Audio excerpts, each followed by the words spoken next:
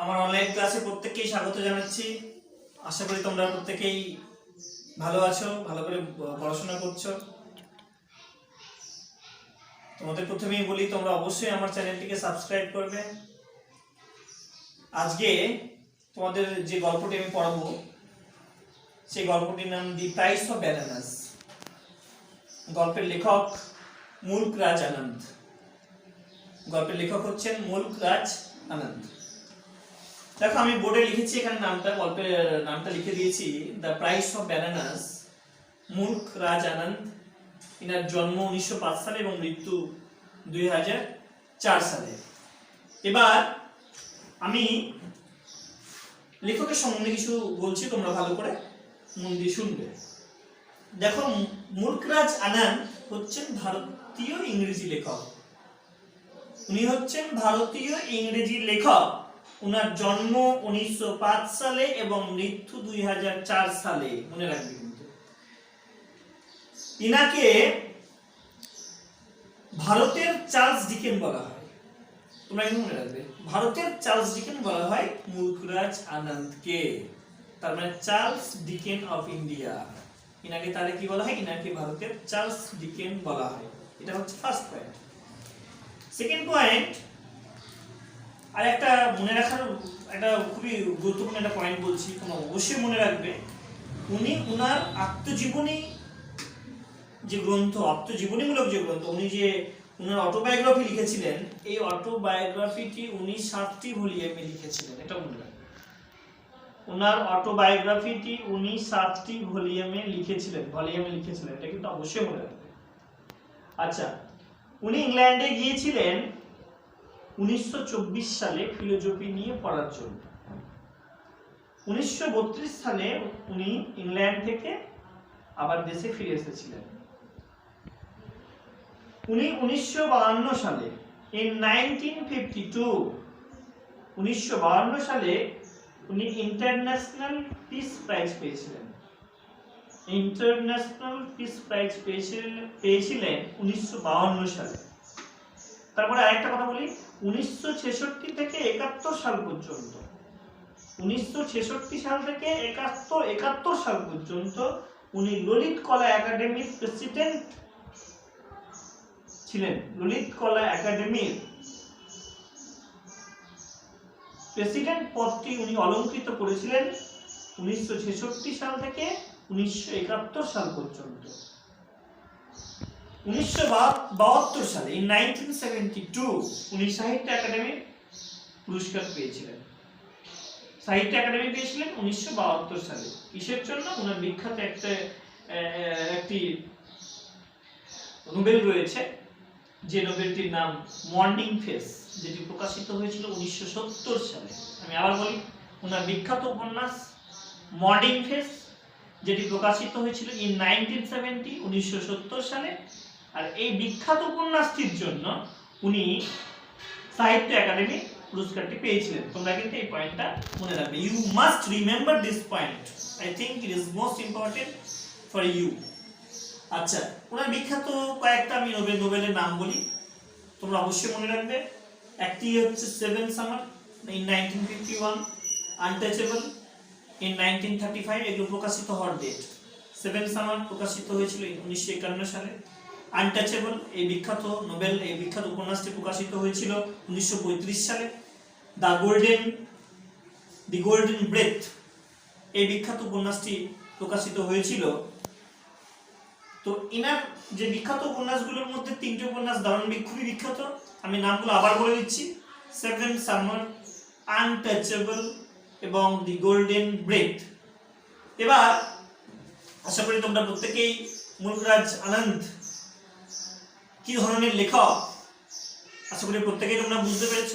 আমি আবার বলে দিচ্ছি, মুল্ক রাজ আনন্দ হলেন ভারতীয় ইংরেজি লেখক। ভারতীয় ইংরেজি লেখক যেমন ধরে নাও আর.কে. নারায়ণ, ঠিক তেমনি মুল্ক রাজ আনন্দ। অবশ্যই উনি একজন ফেমাস রাইটার। আচ্ছা, এবার এটা আমাদের সেকেন্ড টার্মিনালের শেষ গল্প, দি প্রাইস অফ ব্যানানাস, যেটা তোমাদের সেকেন্ড টার্মিনালের জন্য খুব ইম্পর্টেন্ট। প্রত্যেকটা গল্প ইম্পর্টেন্ট। আমি তো প্রত্যেকটা গল্পকে ইম্পর্টেন্ট বলি, তাই তোমাদের উচিত প্রত্যেকটা গল্পকে খুবই ভালোভাবে পড়া, খুবই কেয়ারফুলি পড়া। তোমরা এই গল্পটাকেও খুবই কেয়ারফুলি পড়বে এবং এই গল্পটা খুবই খুবই তোমাদের খুব ভালো লাগবে, খুবই রোমাঞ্চকর একটা গল্প, ভীষণ থ্রিলিং একটা স্টোরি তুমি বলতে পারো। দেখো দি প্রাইস অফ ব্যানানাস, এই গল্পটি মানে কি ধরনের, মানে আমি পুরো গল্পটাকে একটু বলে দিই তোমাদের। এই গল্পে তোমরা যে চরিত্রগুলো পাবে সেই চরিত্রগুলো হচ্ছে, যেমন 1 নম্বর তোমরা পেয়ে যাবে লেখক নিজেই, ফার্স্ট ন্যারেটিভ, কিন্তু আমি বলে দিচ্ছি ফার্স্ট পারসন ন্যারেটিভ, তার মানে লেখক নিজেই। 2 নম্বর আমরা দেখতে পাবো এখানে বেশ কতগুলো বাঁদর দেখতে পাবো, মাঙ্কিজ দেখতে পাবো।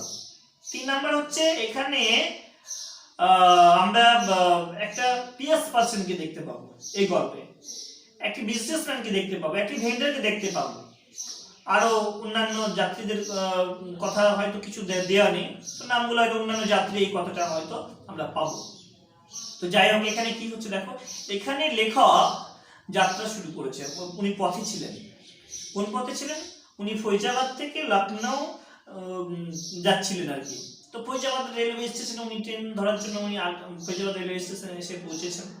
তো যখন উনি ফৈজাবাদ রেলওয়ে স্টেশনে পৌঁছচ্ছেন, আমি বলতে চাই এটাই যে উনি 8 ঘন্টা আগে, ট্রেন ছাড়ার ঠিক 8 ঘন্টা আগে কিন্তু উনি ফৈজাবাদ রেলওয়ে স্টেশনে পৌঁছেছেন। কেন এসেছেন? কারণ ওনার উদ্দেশ্য হচ্ছে উনি ফৈজাবাদ স্টেশন থেকে উনি কোথায় যাবেন? উনি লখনউ যাবেন। লখনউ তোমরা আশা করি তোমরা জানো, লখনউ হচ্ছে উত্তরপ্রদেশের রাজধানী, একটা খুব ভালো সিটি, আমি নিজেও গিয়েছি ওখানে। যাই হোক, তোমরাও যেতে পারো, ভালো লাগবে, একটা সুন্দর অভিজ্ঞতা তোমরা অর্জন করতে পারবে যেখানে গিয়ে। আমি সেখানে গিয়েছিলাম, চিড়িয়াখানায় গিয়েছিলাম, আমার মনে আছে, আমি যখন মাস্টার ডিগ্রি করছিলাম। যাই হোক, তো এখানে কি হচ্ছে, এখানে উনি ফৈজাবাদ রেলওয়ে স্টেশনে পৌঁছেছেন, তখন উনি দেখতে পাচ্ছেন যে ফৈজাবাদ রেলওয়ে স্টেশনে পৌঁছেছেন, তো 8 ঘন্টা আগে উনি পৌঁছে গেছেন ট্রেন ছাড়ার আগে। উনি দেখতে পাচ্ছেন যে বাদরগুলো, ওখানে ওই স্টেশনে বাদর, মানে একটা গাছ রয়েছে, গাছে কিন্তু গাছ রয়েছে, গাছে কিন্তু বাদরগুলো খেলা করছে। আর বাদরগুলো কি করছে? বাদরগুলো নেমে আসছে গাছ থেকে। কেন নেমে আসছে? ওই তোমার ওই যে স্টেশনটা যে রয়েছে সেখানে অর্ধচোষা আমের আটি পড়ে রয়েছে প্ল্যাটফর্মে, খাবার পড়ে রয়েছে, সেগুলোকে কালেক্ট করার উদ্দেশ্যে, সেগুলোকে সংগ্রহ করার উদ্দেশ্যে বাদরগুলো গাছ থেকে নেমে আসছে আর সেগুলোকে কালেক্ট করছে। তো উনি কিন্তু এরকম ফ্রলিকিং মানে আমরা বলতে পারি, ধরে নাও যে উত্তেজিত ভাবে ছোটাছুটি করাকে বলা হয় ফ্রলিকিং। তোমরা একটু জানলাটা একটু খুলে দাও, তো এটাকে বলা হয় ফ্রলিকিং। তো ফ্রলিকিং করছে। ইতিমধ্যে কিন্তু ট্রেন আসার কিন্তু অ্যানাউন্স হয়ে গেছে, বেল বেজে গেছে, ট্রেন চলে এসেছে। এবার লেখক কিন্তু নিজের সিটটা সিকিউর করলেন, এবার উনি সিট কোথায় পেলেন? উনি জানালার ধারে সিট পেলেন। এবার উনি ট্রেনে কামরায় ঢুকে জানালার পাশে উনি বসলেন। এবার প্রচন্ড ধরো গরম, সবাই ঘেমে যাচ্ছে। এবার উনি জানালা দিয়ে দেখছেন মানুষগুলোর অ্যাক্টিভিটি, দেখছেন সবাই কি করছে প্ল্যাটফর্মে। উনি দেখতে পেলেন প্রচন্ড, যেহেতু গরমের দিন ছিল, ধরো রাইজিং কথাটা দেখতে পাবে, রাইজিং হিট, প্রচন্ড গরম বেড়ে যাচ্ছিল। তো প্রত্যেকেই নিজের যে পিচের কলসি, মাটির কলসি, ওই তোমার প্যাসেঞ্জাররা কি করছিলেন যে ওনারা কিন্তু ওখানে যে কল ছিল, ওই স্টেশনে যে কল ছিল, কলে জল ভরছিলেন। তখন কিন্তু উনি দেখতে পেলেন একটি সাধু, একটি পিয়াস পার্সন, হ্যাঁ, উনি কিন্তু কি করছিলেন? উনি কিন্তু স্নান করছিলেন। আর ইতিমধ্যে কি হলো, তখন কি হলো, একটা ঘটনা ঘটে গেল। একটি কম বয়সী বাদুর কিন্তু ওনার কোটি বস্ত্র, লয়েন ক্লথ যেটাকে ইংরেজিতে বলা হচ্ছে, সেটা কিন্তু সে নিয়ে পালিয়ে গেল। গাছ উপরে উঠে গেছে ওনার লয়েন ক্লথটা নিয়ে। এবার কিন্তু লয়েন ক্লথ হচ্ছে কোটি বস্ত্র। যাই হোক, এবার ওই পিএস পার্সনটি খুব রিকোয়েস্ট করতে লাগলেন বাদরটাকে। এবার বাদরটা কিন্তু ভীষণ জেনারেস ছিল, উদার মনের ছিল। যেই এই পিএস পার্সনটি রিকোয়েস্ট করলো, হ্যাঁ, ওই বাদরটা কিন্তু কি করলো? বাদরটা কিন্তু রিটার্ন করে দিল, মানে সে কিন্তু ফেলে দিল, তার পায়ের কাছে গাছ থেকে ফেলে দিল তার কোটি বস্ত্রটা। এবার কি হলো? এবার ওই যাই হোক, তারপরে দেখলেন লেখক দেখতে পেলেন যে উনার কামরায় এক ব্যবসায়ী, এক ভদ্রলোক, দেখে মনে হলো বিজনেসম্যান, ভালো বিজনেসম্যান, অ্যারিস্টোক্রেটিক ফ্যামিলি দেখে মনে হলো, মানে মানে অভিজাত ও একজন মানুষ, মানে বিজনেসম্যান দেখে মনে হলো, এরকম একটা মানুষ কিন্তু ওই কামরায় উঠলেন।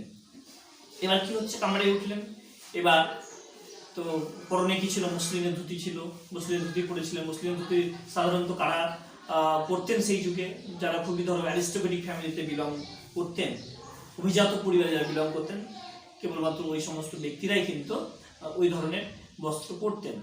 ওনার পরনে ছিল এমব্রয়ডার্ড ক্যাপ, মানে তোমার ওই হাতের কাজ করা টুপি, হ্যাঁ, জরির কাজ করা টুপি। তো এই ধরনের একজন বেশ বিজনেসম্যান উনি কিন্তু দেখলেন, এবং উনি কি করছিলেন, উনি কিন্তু ভীষণ তাড়া দিচ্ছিলেন কাকে, একটা পটারকে। পটারটা কি করছিলেন, পটারটা কিন্তু ওনার যে ধরো আসবাবপত্র বহন করছিলেন, যেমন ধরো স্টিলের ট্যাঙ্ক বহন করছিলেন, হ্যাঁ, যেমন ধরো ব্রাশ জাগ বহন করছিলেন, কয়েকটা ঝুড়ি ছিল, সেভেল জাগস ছিল, সরি সেভেল বাস্কেট ছিল। তো খুব তাড়াহুড়ো করছিলেন। ইতিমধ্যে কি হলো, একটি বানর, ওই যে বাঁদরটি কি হচ্ছে, যে বাঁদরটি কিছুক্ষণ আগে ওই 20% ওই সাধু ব্যক্তিটির কুটি বস্ত্রটি নিয়ে পালিয়েছিল, সেই বাঁদরটি কিন্তু লিফট যাই হোক এই শব্দটা আমরা পাবো। বাঁদরটা কি করেছে, বাঁদরটা কিন্তু আমাদের কামরার উপরে ছাদে ছিল, সে কিন্তু নিচে নেমে এসেছে। যে নিচে নেমে এসেছে সে কিন্তু কি করেছে, ওই এমব্রয়ডার্ড ক্যাপটি, ওই হাতের কাজ করা টুপিটি, দামি টুপিটি সে কিন্তু নিয়ে পালিয়ে গেছে, বাদরটা নিয়ে পালিয়ে গেছে। এবার প্রচন্ড সেই বিজনেসম্যানটি ভীষণ রেগে গিয়েছেন। উনি এবার ছুটতে শুরু করলেন বাদরের দিকে, প্রচন্ড জোরে চিৎকার করতে শুরু করলেন। এই যতটি যে মানে বিজনেসম্যানটি যত চিৎকার করলেন, ততটা কিন্তু বাদর কিন্তু ততটাই কিন্তু আরো কিন্তু গাছের উপরে উঠে গেলেন, অনেক দূরে চলে গেলেন। যাই, এবার রেগে লাল হয়ে গেছে, বিজনেসম্যানটি রেগে লাল হয়ে গেছে। এবার প্রত্যেকেই সবাই দেখছে এই ঘটনাটি। তখনই কিন্তু একটি ভিন্ডর, ফল বিক্রেতা কিন্তু আসলেন। উনি আশ্বস্ত করলেন যে হ্যাঁ, আমি আপনার টুপিটি রেস্কিউ এর জন্য কিছু করছি। এবার কি হলো দেখো, এবার ওই যে ভেন্ডারটি, ফল বিক্রেতাটি একটি হাতে কলার ছুরি নিলেন ডান হাতে, আর বাঁ হাতটা কিন্তু হাত বাড়িয়ে দিলেন, আর ওই বাদকটাকে উনি কিন্তু ডাকতে লাগলেন যে এসো এসো এসো এসো, তুমি এটা নাও, কলাটা নাও, আর ওই টুপিটা ফেরত দাও। এভাবে কিন্তু প্রথম দিকে কোনো সাড়া দিচ্ছিল না যদিও, তারপরে কিন্তু বাদকটা তার ডাকে সাড়া দিয়ে সে কি করলো, বাদকটা কিন্তু নিচের ডালে নেমে এলো। একসময় কি হলো, একসময় কাকুতি মিনতি করতে করতে করতে কিন্তু সে বাদকটা কিন্তু এক হাতে টুপিটা ফিরিয়ে দিল, হ্যাঁ, আর এই ভিন্ডারটি কি করলেন, উনি কিন্তু ওনাকে কলাটা অফার করলেন, কলাটি কিন্তু দিলেন এই ভেন্ডরটি। এবার ইনি যখন টুপিটি পেয়ে গেলেন, তখন কিন্তু উনি টুপিটিকে ছেলেটিকে দিলেন। এবার ইতিমধ্যেই কিন্তু আমরা দেখব যে যে কুলিটি উনার মালপত্র নিয়ে এসেছিলেন, মালপত্র বহন করছিলেন, উনি কিন্তু উনার যে মজুরি সেটা কিন্তু ডিমান্ড করলেন। তখন কিন্তু আমরা দেখব যে এই বিজনেসম্যানটি কুলিকে 25 পয়সা দিচ্ছেন, আর যে ভেন্ডার দু আনা, উনি বললেন যে আমি যে কলাটা দিলাম সে কলার জন্য 2 আনা লাগবে, তো উনাকে 1 আনা দিলেন। তো কুলিটি ভীষণ রেগে গেলেন যে আমি তো এতগুলো মাল আপনার বহন করলাম, নিয়ে এলাম, আর আপনি শুধুমাত্র 25 পয়সা দিচ্ছেন, আমাকে 4 আনা দিচ্ছেন। তো কুলিটি কিন্তু রেগে গেলেন। হ্যাঁ, কুলিটি বলছে যাও যাও, রেস্ট করবে, যাও, এটাই নিয়ে যাও। কুলিটি কিন্তু রেগে টেকে উনি কিন্তু চলে গেলেন। কিন্তু এখানে দেখো, এখানে যে ফল বিক্রেতাটি, যে ভেন্ডারটি, উনি কিন্তু ভীষণ গরিব। উনি কিন্তু বললেন, উনি কিন্তু লেগেই থাকবেন, না বাবু আমাকে দিতে হবে। প্রথম দিকে উনি কিন্তু জানালার দিকে দেখছেন ওনাকে, আর রিকোয়েস্ট করছেন। ট্রেন কিন্তু ইতিমধ্যে চলতে শুরু করেছে। উনি কি করলেন, ওই কামরার যে পাদানিতে উঠে পড়লেন। এবার যখন কিন্তু ট্রেনটা চলতে চলতে যখন ওই প্ল্যাটফর্মটা যখন ছাড়িয়ে যাচ্ছে, হ্যাঁ, তখন কিন্তু এই বিজনেসম্যানটি, দাম্ভিক বিজনেসম্যানটি কিন্তু আরিনার দিকে তাকাচ্ছেন না, অন্যদিকে বিপরীত দিকে তাকিয়ে রয়েছেন। তখন কিন্তু যখন প্ল্যাটফর্ম ছেড়ে চলে যাচ্ছে ট্রেনটি, তখন কিন্তু উনি নেমে গেলেন। এবার ট্রেনটি প্ল্যাটফর্ম ছেড়ে বেরিয়ে গেল। এবার ওই ট্রেনের মধ্যে বসে থাকা যাত্রীগুলো প্রত্যেকের মধ্যে কিন্তু মানে প্রত্যেকটা মানুষের কিন্তু সিম্প্যাথি জেগেছিল কার জন্য, এই গরিব ভেন্ডারটির প্রতি, গরিব ফল বিক্রেতাটির প্রতি। এটা কিন্তু তোমার মনে রাখবে। ওখানে কিন্তু লেখকও ওখানে কিন্তু ছিলেন। এবার উনি ওনার সমর্থনে কিন্তু যুক্তি দেওয়ার চেষ্টা করলেন ওই বিজনেসম্যান যে উনি দোষী নন। উনি এটা বলতে চাইলেন যে উনি তো বলেননি ওই ফল বিক্রেতাটিকে ওনার টুপিটা রেস্কিউ করতে, এটা উনি বললেন আর কি, বলতে চাইলেন। কিন্তু প্রত্যেকটা মানুষই কিন্তু ওনার যে ক্যারেক্টার সেটা কিন্তু বুঝতে পারলেন লোকটি কেমন। তখন লেখক, আমরা শেষে দেখবো লেখক কিন্তু একটি কার্টুন এঁকেছিলেন, ওই বিজনেসম্যানটির একটি কার্টুন এঁকেছিলেন, আর প্রত্যেকে কিন্তু হেসেছিলেন তার প্রতি। ওই বিজনেসম্যানটির উপরে কিন্তু হেসেছিলেন। মানে যারা বিজনেসম্যানটি বুঝতে পেরেছিল শেষে উনি বুঝতে পেরেছিলেন যে ওই ট্রেনে থাকা যাত্রীরা এবং যে আমাদের যে লেখক উনারা কিন্তু উনাকে সাপোর্ট করছেন না। উনি যে কাজটা করলেন সেটা কিন্তু মোটেও এই ট্রেনের কামরায় থাকা মানুষগুলো যে সেটা সাপোর্ট করছেন এটা উনি হয়তো বুঝতে পেরেছিলেন। এই হচ্ছে গল্প। তাহলে এখানে কি দেখলাম? এখানে আমরা একটা চিত্র উনি কিন্তু প্রকাশ করেছেন, একটা মেসেজ দিয়েছেন, আমাদেরকে একটা বার্তা দিয়েছেন যে একটি গরিব মানুষ, একটি ফল বিক্রেতা তার কোনো রকমের লাভ ছাড়াই উনি কি করেছেন, একটি ফল বিক্রেতা উনি কি করলেন, উনি কিন্তু একটি দাম্ভিক মানুষকে কিন্তু উনি সহযোগিতা করলেন। তো সহযোগিতার যে ফলস্বরূপ সহযোগিতা উনি করলেন, কিন্তু এর ফলে উনি কি ধরনের আচরণ পেলেন? এর ফলস্বরূপ কিন্তু উনি ভালো আচরণ পাননি। তাহলে সেই সময়ে গরিব মানুষদের প্রতি বড়লোকদের ফিলিং কেমন ছিল?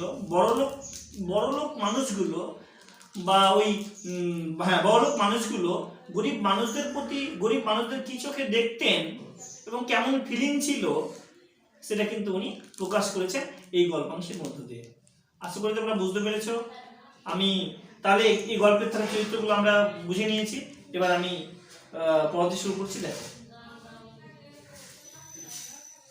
I was on my way from Faizabad railway station to Lucknow.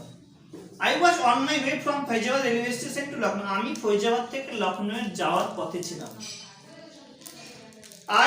I was on my way, আমি রাস্তায় ছিলাম, পথে ছিলাম। কোথায়? From Faizabad railway station to Lucknow, মানে ফৈজাবাদ থেকে লখনউ যাওয়ার পথে। তোমরা মনে রাখবে, I had arrived at the station half an hour in advance of the time for the train's departure.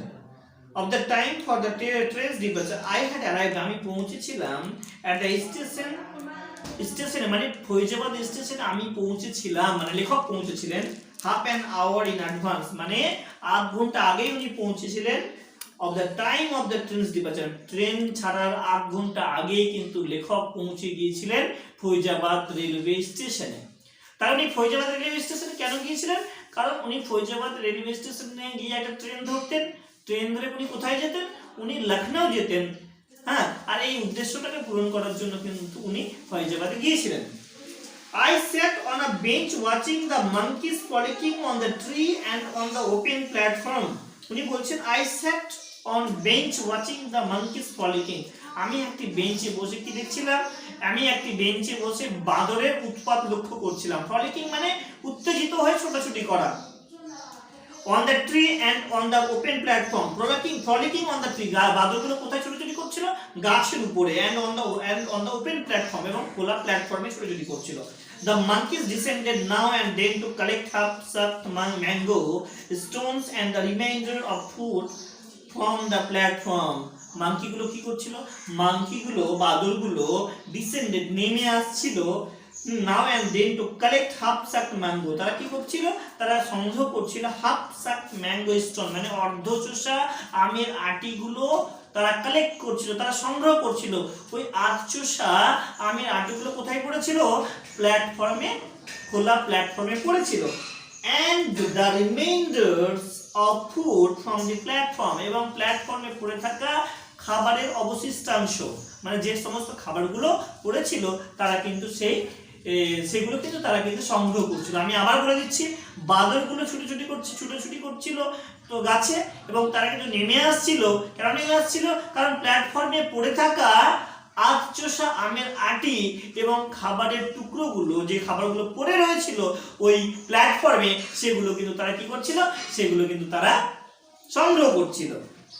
The younger monkeys sat on the bough of neem and tamarind trees. Younger monkeys মানে সবথেকে যে ছোট বাদরটা, সে বাদরটা কোথায় বসেছিল? On the bough, মানে হচ্ছে শাখা প্রশাখা, বা ইংরেজিতে বলা হচ্ছে ব্রাঞ্চেস, মনে রাখবে, of neem। তাহলে তারা ওই ছোট বাদরটি কোথায় বসেছিল? একটি নিম গাছ এবং একটি তেঁতুল গাছ। ট্যামারিন্ড মানে হচ্ছে তেঁতুল, ট্রিজ মানে গাছ, তাহলে নিম গাছ এবং তেঁতুল গাছে কিন্তু সেই শাখা প্রশাখা কিন্তু বসছিল। Ready to jump after any food that may visible, এবং সে প্রস্তুত ছিল, কিসের জন্য প্রস্তুত ছিল? রেডি টু জাম্প, লাফানোর জন্য, any food that may be visible, যদি কোনো খাবার সে দেখতে পায়, যখনই কোনো খাবার সে দেখছে, যখনই সে কোনো খাবার দেখবে ওই প্ল্যাটফর্মে, তখনই কিন্তু সে প্রস্তুত হবে লাফানোর জন্য, খাবারটিকে নেওয়ার জন্য, লাফিয়ে খাবারটিকে নেওয়ার জন্য। এই কাজটার জন্য সে কিন্তু প্রস্তুত ছিল। এটা আমরা ফার্স্ট প্যারাটা পড়লাম। তারপর সেকেন্ড প্যারাটা আমি পড়াবো।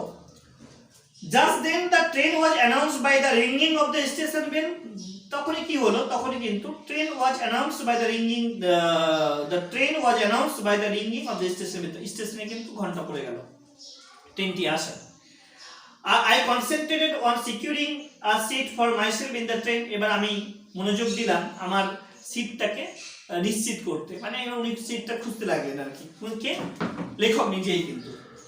I got a window seat overlooking the platform. আমি একটি জানালার ধারে সিট পেলাম এবং সেখান থেকে উনি কি করছিলেন? উনি কিন্তু সমস্তটাই ট্রেনের ওই প্ল্যাটফর্মের সমস্ত কিছু দেখতে পাচ্ছিলেন আর কি, ওখান থেকে বসে বসে। কি দেখলেন উনি? কি দেখতে পাচ্ছিলেন দেখো, তারপরে উনি বলছেন, some other passengers joined me in the compartment.